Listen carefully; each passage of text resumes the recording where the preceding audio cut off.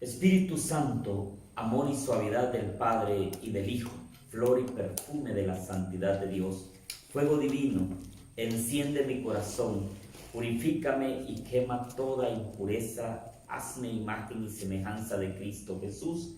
Espíritu de fuego, mantente vivo en mí para santificarme, para que desaparezca en mí todo afecto desordenado. Oh Espíritu de amor, pon tu fuego en mis labios, de ese amor, de tu paz y bondad. Amén. En el nombre del Padre, del Hijo y del Espíritu Santo. Amén. Mis hermanas y hermanos, qué alegría me da estar compartiendo una vez más con ustedes la sección de su programa Creciendo en el Espíritu. Yo creo que ha sido una gracia de Dios también el poder vivir en este tiempo de cuarentena y de estar lejos de la comunidad cristiana, así físicamente hablando, el poder llegar a los medios de comunicación, y siempre no me canso de darle un agradecimiento especial a Canal 23, Angelus TV, porque sinceramente nos ha regalado este espacio, esta gran oportunidad que yo creo, mis hermanas y hermanos, que la estábamos en otro tiempo desaprovechando, pero yo digo, los tiempos son de Dios y Dios sabe por qué. Quiero agradecerle sinceramente a Francisco y a todos los que hacen posible que Canal 23 siga adelante, y muy especialmente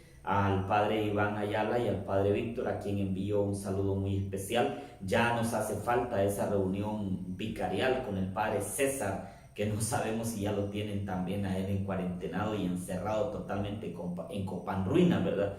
El padre Emiliano, que está en la parroquia Santísima Trinidad, y el padre Héctor Castro en Santa Rita, Copán. Pues esa es nuestra vicaría San José, y nos sentimos muy contentos de poder pertenecer a esta vicaría y de haber en este tiempo tomado los medios de comunicación para llegar a ustedes con su programa Creciendo en el Espíritu. Sé que el padre Iván también ha incursionado mucho en los medios de comunicación, aunque él no cree. Yo lo he estado observando y he estado aprendiendo de él en sus programas, padre Iván. He estado dándole seguimiento a su programa y se aprende bastante, aunque no me cree el padre, así me lo dijo, ¿verdad? No, si me cree, padre, muchas gracias.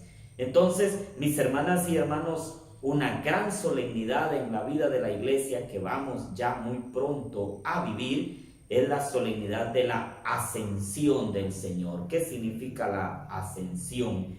Significa que Jesús cumple sus 40 días de apariciones en esta tierra después de resucitado, y ya no lo verán más. Ya Él se va a la derecha del Padre, se va físicamente, porque realmente de manera física sus seguidores, sus discípulos lo miraban, se les aparecía. Le dice a Tomás: Tomás, ven, mete tu mano en mi costado, mete tus dedos en las llagas de mis clavos, y de hoy en adelante no seas hombre incrédulo, sino verdadero creyente. Se aparece a los discípulos que van camino a Emaús, se aparece a los apóstoles cuando están reunidos por miedo a los judíos con las puertas cerradas, y todos esos momentos que se van viviendo después de la resurrección de nuestro Señor Jesucristo se marcan en 40 días antes de que Jesús sea llevado al cielo, porque como dice, también fue llevado al cielo, o sea, la fuerza, la gracia de Dios está con él. Entonces la solemnidad de la ascensión del Señor nos invita a ver que Jesús sube. Ascender significa subir, y es en el Evangelio de Lucas, en el capítulo 24, versículos 24-50, donde nos recuerda precisamente ese acto de la ascensión. Jesús los condujo cerca de Betania, y levantando las manos le bendijo, y mientras le bendecía se alejó de ellos y fue llevado al cielo. Ellos se postraron ante él y volvieron muy alegres a Jerusalén, donde permanecían constantemente en el templo alabando a Dios. Mire qué bonita esa escena. Yo me gustaría que usted traiga esa escena a su mente y piense en ese lugar que se llama Betania. Usted debe saber que Betania significa el lugar o el encuentro con los amigos. Entonces, o la casa del amigo. La Betania de Marta, de María, de Lázaro, que era el lugar donde Jesús solía ir a compartir con ellos y le gustaba estar con sus amigos. Entonces, allí cerca de ese lugar o cerca de la Betania de los amigos, lleva a sus amigos. Y en ese momento se da la bendición, algo muy extraordinario, porque dice, levantando las manos, lo bendijo. Se da un acto de bendición hacia ellos, como algo, lo pienso, como algo nostálgico, como una despedida, como cuando usted se despide de una amiga, de un amigo, o cuando usted dice, mire, quiero que me dé la bendición. Lo pienso en estos ancianos que ya están dando un paso trascendental de esta tierra al cielo y comienzan a llamar a todos los hijos. Dice, vengan todos los hijos, y bendice a los hijos, bendice a los nietos, y todos están ahí. Y es un momento de bastante nostalgia, de un poco de tristeza. Pero fíjese que aquí ya el panorama cambia. Dice que es un tiempo de alegría. Ellos se postraron ante él y volvieron muy alegres, porque la ascensión, el subir Jesús, que él mismo había dicho, subo al Padre, subo a mi Dios y a su Dios. El mismo Jesús que les había dicho, les conviene que yo me vaya.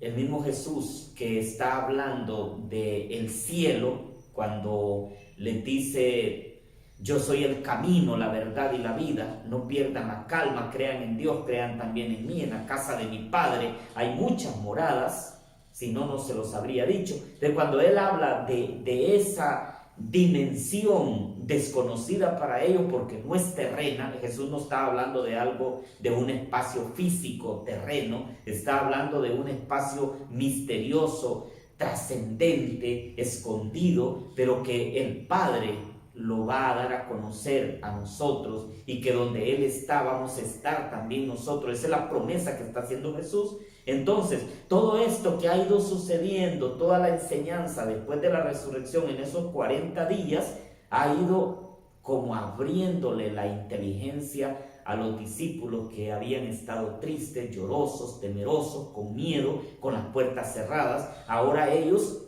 vuelven. Y qué interesante, porque dice alegres a Jerusalén. Y usted sabe, si Betania significa el lugar o la casa del amigo, Jerusalén significa la iglesia, Jerusalén significa el templo. Entonces dice, después de la casa o después del amigo, de la casa del amigo, vuelven a la Jerusalén, que es la iglesia, donde nosotros tenemos, como dice el canto, cada cual con su taburete tiene un puesto y tiene una misión. Entonces nosotros tenemos una misión que cumplir en ese lugar, en ese Jerusalén de la iglesia, en ese Jerusalén de la comunidad eclesial de base, y en esa Jerusalén donde usted ahora se encuentra. En ese sentido, entonces, le bendice y es llevado al cielo, ascender o subir a un lugar más alto, ascender a lo más alto, subida, elevación, que viene del latín ascensio, o sea, ascendió. La palabra se hizo carne y Jesús es glorificado tras su ascensión al cielo.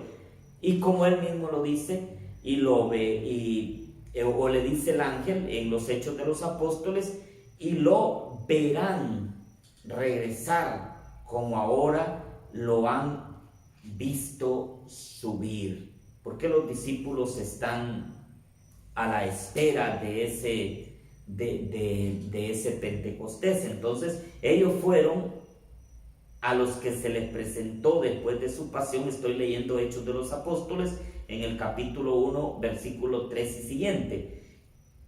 Ellos fueron a los que se presentó después de su pasión, dándoles pruebas de que vivía. Eso es importante. Jesús no está muerto, Jesús está vivo. Lo gritamos en la vigilia. Cristo ha resucitado y yo soy testigo. Y se habló del reino de Dios. Mientras comía con ellos, les mandó: no se alejen de Jerusalén.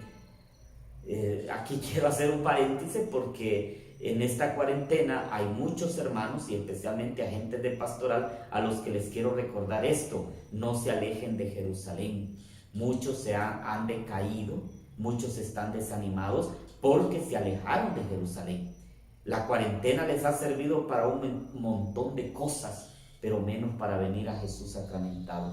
No han venido, no han tenido la presencia de Jesús sacramentado. Yo les pregunto, ¿cuántos de los agentes de pastoral, coordinadores de liturgia, coordinadores de comunidades eclesiales de base, han venido?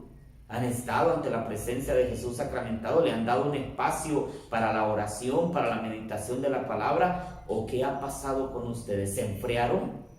Se enfriaron. El Espíritu Santo va a venir a calentar los corazones refrigerados, porque muchos como que se metieron a la refri, están helados totalmente, están congelados totalmente. Entonces, por eso muchos quizá van a quedarse, porque la debilidad viene cuando usted no ora, cuando no medita la palabra, cuando no vive ese espacio de intimidad con Dios. Por eso les dice Jesús a ellos: no se alejen de Jerusalén, o sea, no se alejen de la iglesia, no se vayan de la iglesia, porque aquí van a tener el espacio de crecimiento espiritual. Esperen lo que prometió el Padre, esperen lo que prometió el Padre, de lo que ya les había hablado.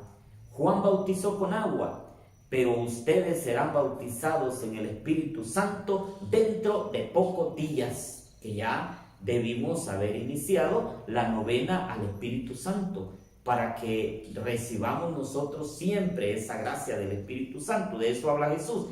Como estaban reunidos, le preguntaron: Señor, ¿es ahora cuando vas a restablecer el reino de Israel? Ellos todavía están pensando de manera terrena. Ellos todavía no han distinguido de qué les ha hablado Jesús. Y ellos piensan que el resucitado, el glorioso, ahora sí va a venir a derrotar al rey, va a venir a derrotar al emperador romano, va a venir a derrotar al sistema. Y Jesús les dice: yo no estoy hablando del sistema temporal. El sistema temporal va a caer por sí solo. No hay mal que dure 100 años, ni cuerpo que lo resista. Eso tómenlo en cuenta. Y eso va a pasar con Honduras también. Este sistema oprobioso que ahora tenemos nosotros va a caer. Y esta impunidad y esta corrupción de la que ahora gozan los que dirigen los destinos de este país, bueno, digo entre comillas dirigen, porque aquí no dirigen nada, ellos también van a tener que pagar las consecuencias de sus actos. Por eso Jesús les está diciendo claramente, Jesús les responde: a ustedes no les corresponde saber el tiempo en que el Padre ha fijado con su propia autoridad, sino que van a recibir una fuerza, la del Espíritu Santo, que vendrá sobre ustedes y serán mis testigos en Jerusalén. Oiga, ahí insiste en primer lugar Jerusalén, que significa la iglesia, Judea, Samaria y hasta los límites de la tierra, hasta los últimos rincones de la tierra, tiene que ser conocido el reino de Jesucristo, el reino de Dios. Al decir esto, en presencia de ellos, Jesús fue levantado y una nube lo ocultó a su mirada. Recuerde que la nube en el Antiguo Testamento siempre hace referencia a la presencia divina. La nube es manifestación teofánica. Teofanía es algo trascendente, es algo misterioso, es algo que nosotros no sabemos de dónde nos llegó, pero la verdad es que nos llegó. Entonces, una nube lo ocultó a sus miradas. Y mientras miraban fijamente al cielo hacia donde Jesús iba, de repente tuvieron a su lado a dos hombres vestidos de blanco. Aquí entra en escena ya, si usted hace el esquema mental de escenificar esa realidad de la ascensión del Señor en el lugar donde fueron convocados, puede también traer a la escena a los dos hombres vestidos de blanco, que significarán pues los ángeles, o significarán también la presencia de Dios. Y les dicen: hombres de Galilea, ¿qué hacen allí mirando al cielo? Este que ha sido llevado, este mismo Jesús, vendrá como lo han visto subir al cielo. Eso es interesante, porque eso nos pone en perspectiva de futuro, de no saber cuándo, de que el mismo que vieron subir vendrá. Y nosotros sabemos en la historia nuestra que Jesús todavía no ha venido como lo vieron subir los discípulos en Betania. Que ha venido a nuestras vidas, claro, cuánto tiempo tiene de evangelización nuestra América, cuánto tiempo llevamos nosotros de conocer la palabra de Dios, de saber de la presencia de Jesucristo en nuestras vidas, de tener la presencia de Jesús pan de vida en nuestras capillas del Santísimo, y más que eso, tener esa profunda devoción, ese profundo respeto por Él. Jesús ha venido, Jesús está aquí, está en medio de nosotros, pero va a haber, y eso hace referencia en su segunda venida,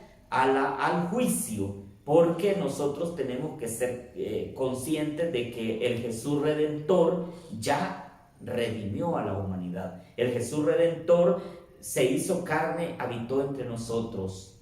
El Jesús glorioso ha subido a la derecha del Padre, y el Jesús glorioso que vendrá como juez, dice en la profesión de fe católica, y vendrá de nuevo para juzgar a vivos y muertos, y su reino no tendrá fin. Entonces, son como tres grandes etapas de este proceso de salvación obrado por Jesús. Bueno, diría 4 grandes etapas de ese proceso obrado por Jesús. La etapa de la encarnación de Jesucristo, Hijo de Dios, la vida pública de Jesús, el paso por este mundo, el Jesús que de manera mística y de manera trascendental y humilde se queda en la hostia consagrada, y el Jesús glorioso que sube al cielo y que vendrá de nuevo, ya no como Redentor.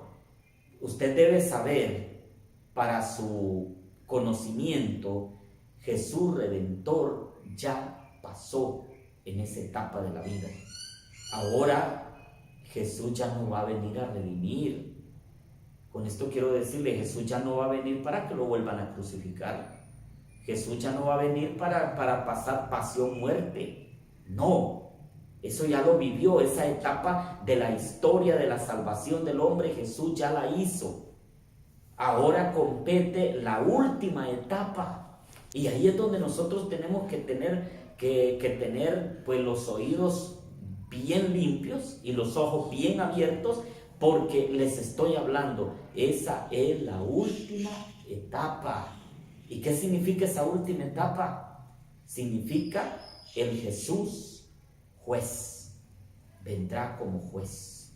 Y entonces, ¿qué hace un juez cuando entra ya el juez a la corte, el acusado, o el que está ya, como decimos en el argot nuestro, listo y servido? Viene a recibir sentencia, o viene a recibir los años que le corresponden cumplir por el delito que haya cometido. En el caso nuestro, pues también el Evangelio de Mateo nos dice claramente en el capítulo 25, aparecerá como un juez o como un pastor que separa las ovejas de los cabritos y los pondrá a izquierda o a derecha de él, y comenzará el juicio. Y dice el apóstol Pablo, y habrá un juicio sin misericordia para quien no pudo practicar misericordia. Oiga bien, Entonces, esa es la última etapa, y en esta última etapa se encuentra usted y yo. Nos encontramos todos, se encuentra toda la humanidad. O sea, para decirles, ay, es que todavía estoy esperando que Jesús me toque el corazón, que estoy esperando todavía la redención del Señor. Jesús ya nos redimió. Tenemos que tenerlo muy claro en ese sentido. Por eso que los ángeles le dicen a los discípulos: ¿qué hacen ustedes allí plantados mirando al cielo? ¿Qué nos quiere decir con eso? Trabajo, misión, entrega, sacrificio de cada una y de cada uno de nosotros. No estén ahí mirando al cielo si todavía no han hecho nada en el suelo. O sea, hay muchas personas que se quedaron de una manera sentimental en una religión de puro sentimiento, de brinco, de canto, de aplauso, de grito, pero no han hecho nada en el suelo, no han mirado al hermano, todavía no han descubierto que Jesucristo está presente en el rostro sufriente de cada hermano. Jesús está presente en la realidad del que está privado de libertad, en la realidad del que está enfermo en camilla de hospital, en la realidad del niño desnutrido, del niño muriendo, en la realidad de un pueblo pobre y empobrecido, fruto de la corrupción, de la injusticia, de la impunidad, de todo lo que decíamos nosotros agregarle. Y muchos dirán, pero ¿por qué tanto esto, Padre? Porque hay que insistir en eso, porque la realidad de la liberación total del hombre depende de la libertad entera que el hombre tenga, de la gracia del Espíritu Santo para poder tomar las decisiones más trascendentales de su vida. Por eso depende también de la vocación a la que nosotros estamos llamados. Los ángeles están llamando a los discípulos a una vocación específica. No se queden ahí simplemente mirando al cielo porque tienen una realidad que ir a cumplir. Y ellos regresan contentos, ellos regresan felices, alabando a Dios y dándole gracias a Dios por lo que hasta ese momento les ha permitido vivir. Es la alegría del Evangelio, la alegría de una buena noticia. Ahora sí, ya no tenemos malas noticias. Ahora ya el Señor no nos está hablando de que lo van a llevar, de que lo van a torturar, de que lo van a flagelar y que luego le van a quitar la vida. Nos está diciendo ahora que se va, pero que va a volver, que va a estar con nosotros, que nos llenemos de alegría, que no perdamos la paz, que no perdamos la calma, que nosotros debemos creer en Él. Entonces, allí se reafirma la virtud de nuestra fe, la virtud de nuestra esperanza y la virtud de nuestra caridad. La fe que nos alienta a darla, porque la fe se fortalece dándola. La esperanza que es la que nos motiva a esa última etapa de la vida en el juicio. Y la caridad que es el amor. La caridad no es amada, decía Santa Teresa de Ávila. Entonces la caridad que es el amor, la caridad que es la solidaridad, que es el encuentro definitivo con el hermano que está sufriendo y que necesita de nosotros, debemos, por obligación cristiana, pero también por nuestro ser de hijas y de hijos de Dios, ayudarle en todo momento. Por eso, mis hermanas y hermanos, decíamos, el Espíritu Santo es el que nos ayudará. Es amor, es suavidad del Padre y del Hijo, y ese mismo Espíritu nos dará la fuerza para seguir adelante. Yo les invito a ustedes a que nos mantengamos siempre en oración, que estas dos grandes solemnidades a las que nos estamos preparando sean de verdad ahora más que nunca, en este año 2020, sean de un gran crecimiento espiritual en nuestras vidas. Espíritu de verdad, Espíritu de luz, ilumíname, guíame, disipa de mi mente toda sombra de error y duda, irradia e ilumina con perfecta claridad lo más íntimo de mi ser. Haz que rechace siempre todo error, todo género de mentira. ayúdame a unirme fuertemente a la verdad según la enseñanza de tu iglesia y ayúdame a caminar con el esplendor de tu verdad. Por Jesucristo nuestro Señor. Amén. Queridas hermanas y hermanos, lamentablemente por toda esta situación no podemos nosotros tener esa alegría de una fiesta comunitaria, especialmente en la solemnidad de la Ascensión y en la solemnidad de Pentecostés, como en otro tiempo lo hemos hecho. Este año, por las circunstancias, como ustedes bien lo saben, no podemos tener grupos grandes de hermanos que sobrepasen las 50 personas. Por lo tanto, pues yo creo que tenemos una gracia muy especial y más que nunca hoy de celebrar en pequeña comunidad eclesial, la comunidad eclesial de base, una pequeña vigilia o una vigilia al Espíritu Santo, oración y adoración, y también alegría, canto, recibir esa fuerza de lo alto del Espíritu Santo.